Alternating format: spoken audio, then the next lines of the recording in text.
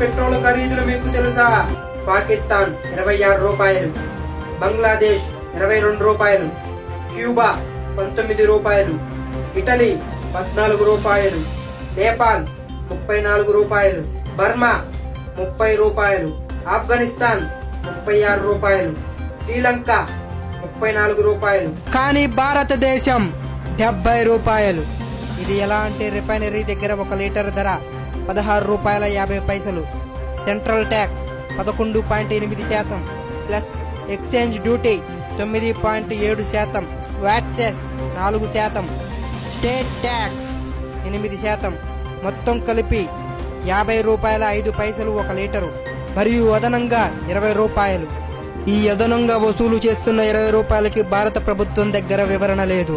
ముఖేష్ అంబానీ కొత్తగా నిర్మించుకున్న బహుళ అంతస్తుల భవనం కట్టడానికి 7 సంవత్సరాలు పట్టింది. ఈ చిన్న భవనం ఆయన జీవిత భాగస్వామి యొక్క పుట్టినరోజు కానుక.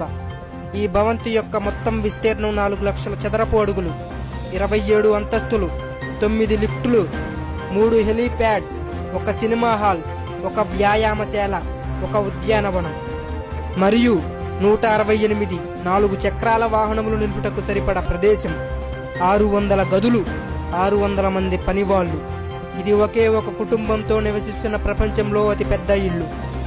మొత్తం ఖర్చు 4700 కోట్లు. ఈ మధ్య కాలంలోనే ఈ కొత్త ఇంట్లోకి ప్రవేశించారు. మొత్తం 3 పిల్లలు ఆయన జీవిత భాగస్వామి. ఈ ఇంటి యొక్క మొదటి నెల కరెంటు బిల్లు 71 లక్షలు. ఇది నమ్మశక్యం. భారతదేశం ఈ పేద కుటుంబంకి ప్రభుత్వం కరెంటు బిల్లులో రాయితీలు కూడా ఇస్తుంది.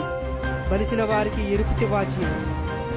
ఈ దేశం ఎలాంటిది అంటే అంబులెన్స్ కన్నా పిజ్జా ఫాస్ట్ గా వస్తుంది. కారు లోన్ 7%, ఎడ్యుకేషన్ లోన్ 12%, బియ్యమేమో కిలో 40 రూపాయలు, మరి సిమ్ కార్డు ఏమో ఉచితం. వీళ్ళకి స్వర్ణ పథకం అంటే బంగారు పథకం. వీళ్ళకి గవర్నమెంట్ 3 కోట్లు ఇస్తుంది. మరి ఇంకో షూటర్ బార్డర్లో శత్రువుతో పోరాడి చనిపోతే వారికి 1 లక్షతో చేతులు దులుపుకుంటారు. నిజమైన దేశమేనా? జాగో ఇండియా జాగో. దయచేసి అందరు భారతీయులకు పంపించండి. జోక్స్ రోజు ఎవరికో ఒకరికి పంపిస్తాం. దయచేసి దీనిని షేర్ చేయండి.